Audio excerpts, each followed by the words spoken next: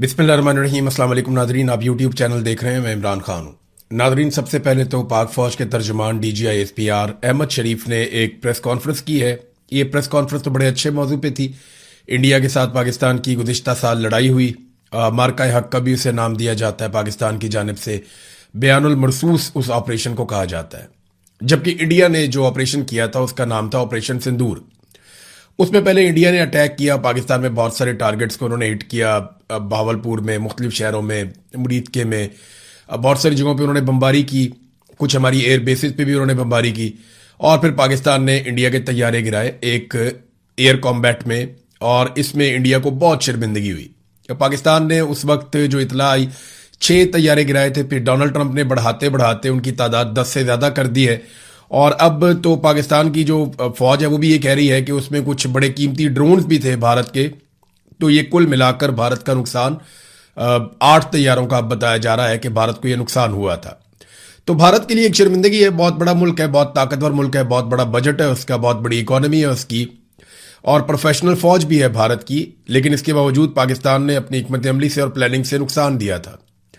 एक चीज मैं आपको याद दिलाऊं, आज से 1 साल पहले जब इंडिया और पाकिस्तान की लड़ाई चल रही थी तो पाकिस्तान लड़ाई से गुरेज कर रहा था।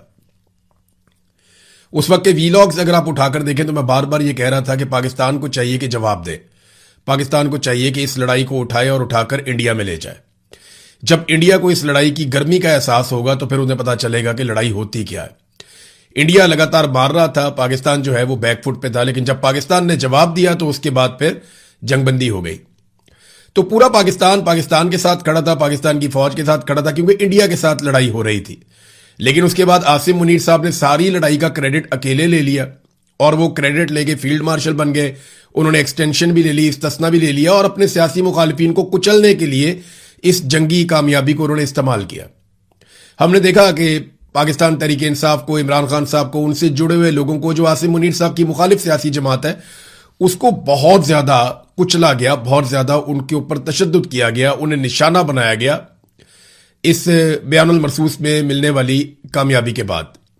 तो ये एक आदमी की कामयाबी नहीं थी, पूरी कौम की कामयाबी थी, पूरे मुल्क की कामयाबी थी। कोई एक आदमी ना इसका क्रेडिट ले सकता है और ना उसे दिया जाना चाहिए। देखिए, पाकिस्तानियों का तो फार्मूला है सादा सा, दुश्मन से लड़ोगे तो साथ देंगे, हमसे लड़ोगे तो मात देंगे। सीधी सीधी बात है। जब आप दुश्मन के साथ लड़ते हैं तो सारा पाकिस्तान आपके साथ होता है, लेकिन जब आप पाकिस्तानियों के साथ लड़ते हैं तो पाकिस्तानी फिर आपको शिकस्त देते हैं, जैसे पाकिस्तानियों ने आपको 8 फरवरी 2024 को शिकस्त दी थी। DGI-SPR ने कुछ बड़े हैरान कुन बयान दिए। एक स्टेटमेंट DGI-SPR ने दिया। देखिए, अगर वो बात करते ना सिर्फ इंडिया के मामले में तो आज की प्रेस कॉन्फ्रेंस बड़ी मजेदार रहती। वो सिर्फ इंडिया पे बात करते, इंडिया के हवाले से बात करते, बयानुल मरसूस पे बात करते, 1 साल गुजर गया उन्हीं यादों पे बात करते, कुछ फैक्ट्स हमारे सामने रखते, तो वो रिपोर्ट होते वो बड़ा अच्छा लगता। लेकिन DGI-SPR, क्योंकि पाकिस्तान की फौज काफी हद तक मिलिट्री एस्टेब्लिशमेंट पॉलिटिसाइज हो चुकी है और हमेशा से ही है, तो वो सियासत पे बात करने से बाज नहीं आए। उनसे सवालात भी किए गए, उन्होंने जवाब भी दिए। हालांकि वहां पे एक रिक्वेस्ट की जा सकती थी कि आज का हमारा ये सारा का सारा जो सेशन है ये नॉन पॉलिटिकल है, इस पे हम सिर्फ और सिर्फ बात करेंगे बयानुल मरसूस पे, और हम बात करेंगे इंडिया के साथ होने वाले मार्का हक पे, और किसी चीज पे बात नहीं होगी। लेकिन फिर सारी बात नहीं हुई। DGI-SPR ने एक बड़ा हैरान कुन बयान दिया, लेकिन वो इंडियन फौज के बारे में दिया। जरा बयान आप सुनिए और गौर से सुनिए, और आप सोचिए कि ये बयान सुनने के बाद आपके दिमाग में कौन सी फौज आती है। पहले आप ये बयान सुन लीजिए DGI-SPR का। अंग्रेजी में स्टेटमेंट है, ये सुन ले, फिर मैं आपको तर्जुमा बताता हूं। This is dangerous if you politicize your military and you militarize your politics, and we are seeing that happening over there. जी, आपने ये स्टेटमेंट सुन लिया DGI-SPR का। अगर आप अपनी फौज को सियासत ज़दा करेंगे या अपनी सियासत को मिलिट्री ज़दा करेंगे तो ये चीज बहुत खतरनाक है। ये हम भारत में देख रहे हैं। ये DGI-SPR ने कहा, फौज को सियासत ज़दा करेंगे या अपनी सियासत को मिलिट्री ज़दा करेंगे। देखिए, मुझे पाकिस्तान की फौज से प्यार होना चाहिए ना, मैं तो पाकिस्तानी हूं और मेरी फौज भी पाकिस्तान की फौज है।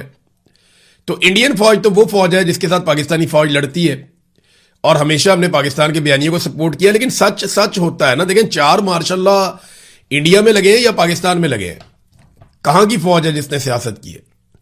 4 मार्शल्लाह तो लगे हैं जनाब पाकिस्तान में।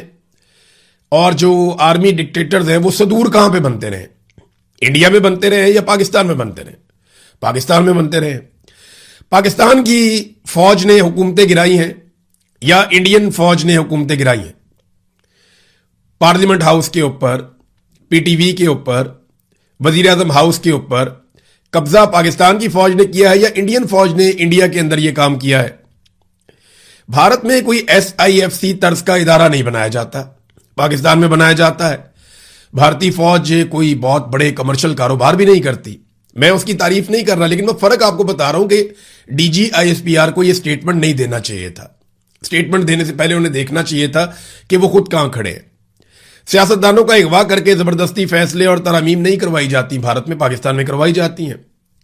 वहां फौजी अफसरान के बैनर्स और पोस्टर सड़कों पर और इंतखाबात में नहीं लगाए जाते कि जनाब ये मेरा जर्नैल से ताल्लुक है, ये फील्ड मार्शल की जमात है हमारी, हम उनको सपोर्ट कर रहे हैं, आप हमें वोट डालें। इस तरह वहां भारत में वोट नहीं मांगे जाते, ये पाकिस्तान में किया जाता है।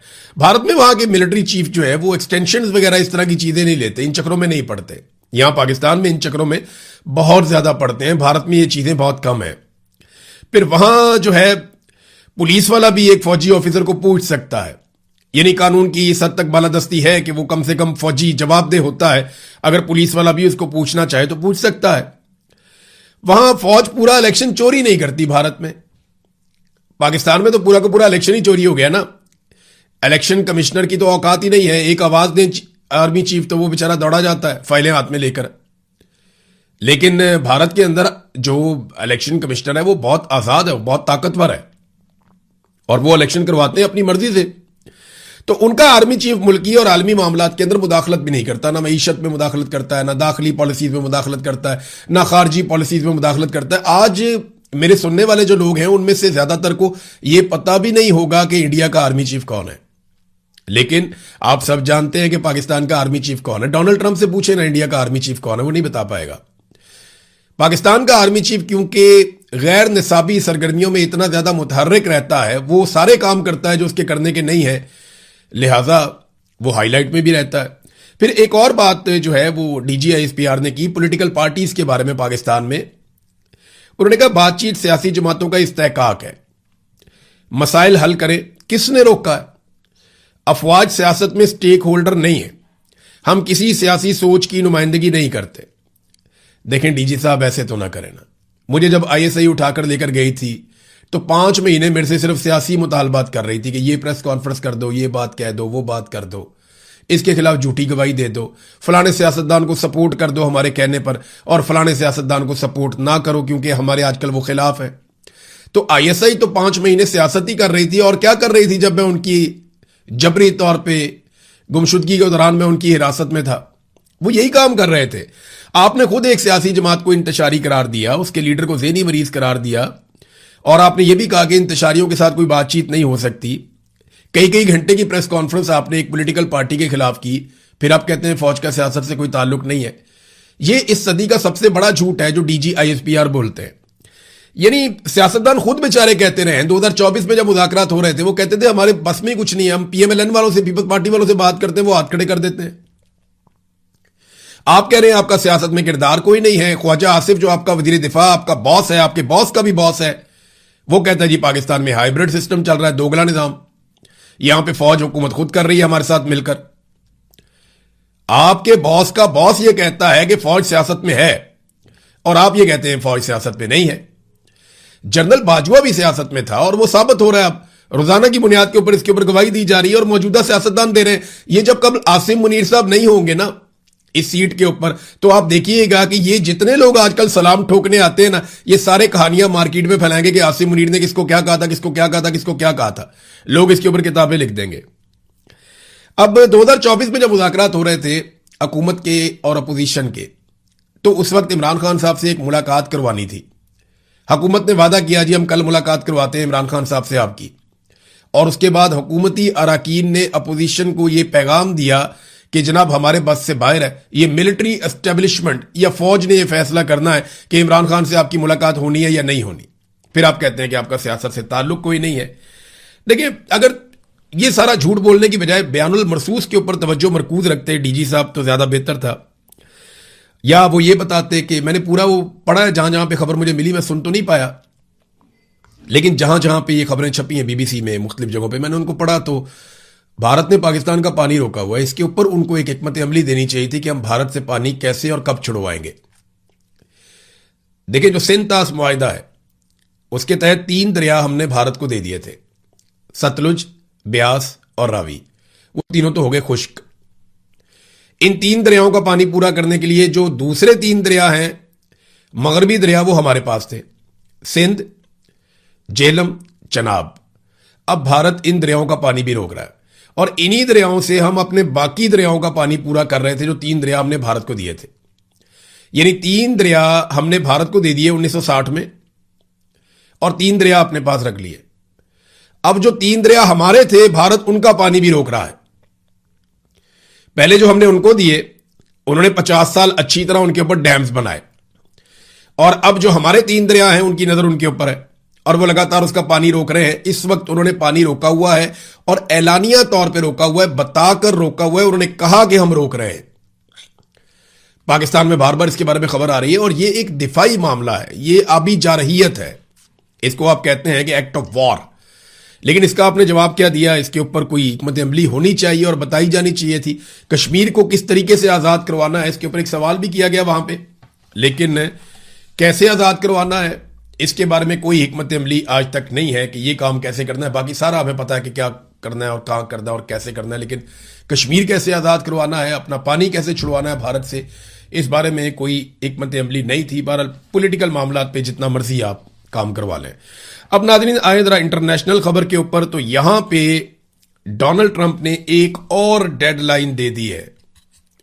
एक डेडलाइन डोनाल्ड ट्रंप ने और दी, और डेडलाइन है जनाब 1 हफ्ते की।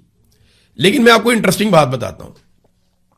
डोनाल्ड ट्रंप ने ईरान को कब कब डेडलाइन दी है।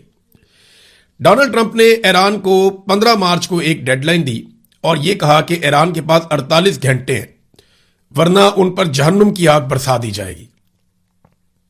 फिर ट्रंप ने 28 मार्च को एक और ईरान को डेडलाइन दी और कहा कि ईरान के पास 72 घंटे हैं, वरना उन्हें तबाह बर्बाद कर दिया जाएगा। फिर 4 अप्रैल को एक और डेडलाइन दी और उन्होंने कहा रात 8 बजे तक का वक्त है, वरना उन पर जहन्नुम की आग बरसाई जाएगी। फिर 5 अप्रैल को डोनाल्ड ट्रंप ने एक और डेडलाइन दी और कहा कि ईरान के पास तामील के लिए सिर्फ 1 हफ्ता है, वरना उन पर तबाही के दरवाजे खोल दिए जाएंगे। फिर कभी वो कहते हैं सिविलाइजेशन पूरी की पूरी मिटा देंगे, पूरे मुल्क को बम से उड़ा देंगे। ये नॉर्मल है, डोनाल्ड ट्रंप ऐसे स्टेटमेंट देते रहते हैं। फिर 15 अप्रैल को डोनाल्ड ट्रंप ने कहा कि 48 घंटे हैं, वरना तबाही फेर देंगे। अब आज डोनाल्ड ट्रंप ने स्टेटमेंट दिया कि ईरान के पास तामील के लिए सिर्फ 24 घंटे हैं, वरना उन पर जहन्नुम की आग बरसाई जाएगी। और अभी थोड़ी देर पहले डोनाल्ड ट्रंप के हवाले से एक और बयान आया जिसमें उन्होंने अपनी डेडलाइन को एक मरतबा फिर 1 हफ्ते तक बढ़ा दिया है। ये है नाजरीन डोनाल्ड ट्रंप की डेडलाइंस। अब जब एक आदमी इतनी ज्यादा डेडलाइंस दे रहा है बार बार बार बार बार बार, तो उसकी क्रेडिबिलिटी खराब हो रही है। और बदकिस्मती ये अमेरिका की है कि अमेरिका एक बड़ा और तगड़ा मुल्क है, दुनिया के ऊपर रूल करता रहा है, अब भी कर रहा है, लेकिन उस मुल्क की क्रेडिबिलिटी खराब हो रही है डोनाल्ड ट्रंप के बार बार बयानात से भाग जाने की वजह से। वॉल स्ट्रीट जर्नल की एक रिपोर्ट आई है, उसके मुताबिक अमेरिका ने ईरान के सामने एक नया जौहरी फ्रेमवर्क का खाका पेश किया है। अमेरिका का इशू यह है कि वो चाहता है कि जो एटम बम का मामला है ईरान का, वो हल हो जाए। तो उन्होंने एक नया फ्रेमवर्क दिया है। अगर तेहरान इस पर इत्तफाक करता है तो 30 रोजा मुज़ाकरात जो है उनका आगाज हो जाएगा। और इसकी जो अहम शिक्के हैं वो क्या है, वॉल स्ट्रीट जर्नल ने जो छापा उनके मुताबिक ईरान इस बात का एतराफ करे कि वो जौहरी हथियार हासिल करने की कोशिश नहीं कर रहा, ये तो वो पहले ही कह चुके हैं। फिर ये कहा कि जो ईरान की 3 तनसीबात हैं जहां पे वो यूरेनियम को अफसूदा करता है, चाहे वो अस्फहान में है, नतंज में है, वर्दो में है, वो कह रहे हैं जी उनको खत्म किया जाए। तीसरी शर्त यह है कि जेरे जमीन जो जौहरी सरगर्मियां हैं उन पर मुकम्मल पाबंदी होनी चाहिए। चौथी शर्त यह है कि जब जरूरत पड़े मुआयना करने की तो ईरान जो है वो हर किस्म की उसके अंदर कॉपरेशन दे। अगली शर्त यह है कि यूरेनियम की अफसूदगी पर ईरान में 20 साल पाबंदी लगे। पहले ये मुस्तकिल लगाने चाह रहे थे, अब 20 साल की शर्त रख दी गई है। और एक आखिरी शर्त इसमें यह है यूरेनियम के हवाले से कि जो अफसोदा शुदा यूरेनियम है उसके तमाम ज़खायर मुंतकिल कर दिए जाएं ईरान से बाहर। अब ये शराइत अमेरिका ने रखी हैं। आपने हुर्मुज़ को दोबारा खोलना और अमरीकी नाकाबंदी में नरमी भी इसके अंदर एक चीज शामिल है। और साथ उन्होंने कहा जी पाबंदियों का हम खात्मा करेंगे ईरान की कारकर्दगी की बुनियाद के ऊपर कि अगर ईरान अच्छा काम करेगा तो पाबंदियां हम खत्म कर देंगे, अदरवाइज फिर हम खत्म नहीं करेंगे। अब आलमी सतह के ऊपर जितने भी एक्सपर्ट्स हैं वो सारे एक ही बात कर रहे हैं और बार बार यही बात कर रहे हैं। बरतानिया के साबिक नेवी चीफ हैं, उन्होंने भी ये बात की है। जितने एक्सपर्ट हैं उन सबका कहना है कि अगर दिफाई नुक्ता नजर से देखा जाए तो ईरान बहुत कम इम्कान है कि आपने हुर्मुज़ को छोड़ देगा या उसका कंट्रोल छोड़ देगा। यानी ईरान बेवकूफ होगा अगर आपने हुर्मुज़ का कंट्रोल छोड़ देगा। वजह यह है कि उसके हाथ में एक ऐसी सोने की चिड़िया आ गई है जिससे ना सिर्फ वो अपनी मईशत खड़ी कर सकता है बल्कि दिफाई नुक्ता नजर से उसको इसका बहुत फायदा है। और ये ईरान के लिए एक तरह से सिक्योरिटी की जमानत बन गई है। ये उनकी एक स्ट्रेटेजिक एक बहुत बड़ी कामयाबी है। तो आपने हुर्मुज़ को कभी नहीं छोड़ेगा, ये उसकी कौमी सलामती के साथ जुड़ गई है। जंग शुरू करते वक्त किसी को इस बात का अंदाजा नहीं था कि ईरान आबने हुर्मुज़ से काबू कर लेगा पूरे निजाम को, लेकिन ईरान को यह मौका मिला और अमेरिका ने उसे यह मौका दिया और उन्हें काबू कर लिया। अब बरतानिया की इंटेलिजेंस ऑफिसर हैं और जियोपॉलिटिकल माहिर हैं एलिस्टर क्रुक, उन्होंने एक स्टेटमेंट दिया। उन्होंने कहा जी ईरान ने अमेरिका को अपनी शराइत पर नया मुआहिदा कबूल करने के लिए 30 दिन की मोहलत दे दी है। यानी एक डेडलाइन ईरान ने भी दी है डोनाल्ड ट्रंप को कि आपके पास 30 दिन है, अब आराम से फैसला कर लें, हमारी शराइत फलां फलां है। अब यह बहुत तेजी से पूरी सूरत बदल रही है। ईरान डोनाल्ड ट्रंप से मुकम्मल तौर पर हथियार डालने का मुतालबा कर रहा है, ऐसी बात जिसे ट्रंप का शऊर जो है वो समझने से ही कासिर है। ट्रंप कभी भी ये नहीं करेगा। ट्रंप भी हथियार नहीं डाल सकता, ईरान भी हथियार नहीं डाल सकता, यहां को बीच का रास्ता ढूंढना पड़ेगा। ईरान ने यह नतीजा अखज किया है कि एक नया फौजी हमला सर पर है और इसके लिए मुकम्मल तैयारी उन्होंने कर ली है। ट्रंप ने प्यूटन के साथ हालिया टेलीफोनिक गुफ्तगू के दौरान प्यूटन ने ट्रंप को बताया कि अगर ईरान के खिलाफ फौजी कार्रवाइयां दोबारा शुरू हुई तो ईरान सूरत को बहुत बड़े पैमाने पर बिगाड़ देगा। इससे हर कोई जंग की लपेट में आ जाएगा और आलमी मईशत में अफरा तफरी फैल जाएगी। प्यूटन ने यह भी कहा कि अगर ईरान पर हमला हुआ तो जंग में नए अनासिर सामने आएंगे। अच्छा, ये अब रशिया ने अमेरिका को बताया, प्यूटन ने ट्रंप को बताया कि ईरान इस जंग को इतना फैला देगा और इतना रायता फैल जाएगा कि फिर किसी से कंट्रोल नहीं होगा। अब अगर आपने ईरान के ऊपर अटैक किया तो उसने जो तैयारी की है वो बड़ी खौफनाक है। वो बहुत सारे मुल्कों के ऊपर एक साथ अटैक करेगा और पूरे खित्ते में आग लग जाएगी और पूरी दुनिया इससे मुतासिर होगी। चीन ने भी जो है वो अमरीकी पाबंदियों को मानने से इनकार किया, बल्कि चाइना ने जो ईरानी तेल के ऊपर अमेरिका ने पाबंदी लगाई, उन्होंने बाकायदा ये कहा कि आप दुगना खरीदें और ज्यादा वो काम करें, क्योंकि यकतरफा तौर पे अमेरिका की पाबंदियों को चाइना कबूल नहीं करता। और ये लड़ाई शुरू की हुई और हालात खराब किया हुआ ये सब अमेरिका की वजह से। तो चाइना ये समझता है कि अमेरिका ने दुनिया की मईशत को खतरे में डाला और सलामती को खतरे में डाला, लिहाजा अमेरिका को अब इस लड़ाई में अमन की तरफ जाना चाहिए, मजीद लड़ाई को फैलने नहीं देना चाहिए। कुछ और भी खबरें आ रही है नाज़रीन, मैं नेक्स्ट वीलॉग में आपके साथ शेयर करूंगा, लेकिन एक इंपॉर्टेंट चीज मैं जाते जाते आपको बताऊं कि डोनाल्ड ट्रंप ने प्रोजेक्ट फ्रीडम कैसे रोका। ये एक बड़ी खबर है और इसमें एक बहुत बड़ी चीज अब सामने आई कि डोनाल्ड ट्रंप ने तो कहा था कि हम प्रोजेक्ट फ्रीडम लेकर आ रहे हैं और सारे जहाजों को निकालेंगे। एक तो वो कामयाब नहीं हो पाया, लेकिन उसने दोबारा कामयाब होने की कोशिश भी नहीं की, उसने दोबारा जोर भी नहीं लगाया। याद है मैंने आपको बताया था कि एक रात बहुत सारे तैयारे उड़े और बड़ी एक्टिविटी थी हवा में, और अगली रात बिल्कुल खामोशी थी और किसी किस्म की कोई एक्टिविटी नहीं थी। उसके पीछे जो असल खबर थी वो अब सामने आई है। ट्रंप ने तो ये पाकिस्तान के खाते में डाल दिया ना। वो डोनाल्ड ट्रंप जो कहता है पाकिस्तानी कहते हैं जनाब हम जैसे आप कहते हैं वैसे ही हमने कहा था। अच्छा, हमने कहा था, जी ठीक है, हमने कहा था। तो असल में क्या हुआ था, सऊदी अरब ने प्रिंस सुल्तान एयरबेस और फिजाई हदूद अमेरिका के लिए बंद कर दी, जिसकी वजह से प्रोजेक्ट फ्रीडम डोनाल्ड ट्रंप का नाकाम होकर रुक गया। ये एनबीसी की एक रिपोर्ट आई है, उसके मुताबिक डोनाल्ड ट्रंप ने खलीजी इत्तेहादियों से कोई मुशावरत किए बगैर प्रोजेक्ट फ्रीडम यानी आपने हुर्मुज़ में जहाजों को महफूज नकलो हरकत का एक ऑपरेशन उसका ऐलान कर दिया। तो सऊदी अरब ने फौरन अमेरिका को प्रिंस सुल्तान एयरबेस और अपनी फिजाई हदूद इस्तेमाल करने से इनकार कर दिया। डोनाल्ड ट्रंप ने मोहम्मद बिन सलमान को टेलीफोनिक कॉल भी की, लेकिन कोई फायदा नहीं हुआ। ऑपरेशन शुरू होने के बाद कतर से राब्ता किया गया, जबकि ओमान को तो ऐलान के बाद ही खबर दी गई। नतीजा यह निकला कि खलीज के अहम तरीन इत्तेहादियों को अंधेरों में रखकर यकतरफा फैसला करने की कीमत वाशिंगटन को बहुत भारी पड़ी। सऊदी रद्देअमल के सामने डोनाल्ड ट्रंप को प्रोजेक्ट फ्रीडम को रोकना पड़ा। यह खित्ते की एक बहुत बड़ी डेवलपमेंट है, बहुत बड़ी ब्रेकिंग न्यूज है।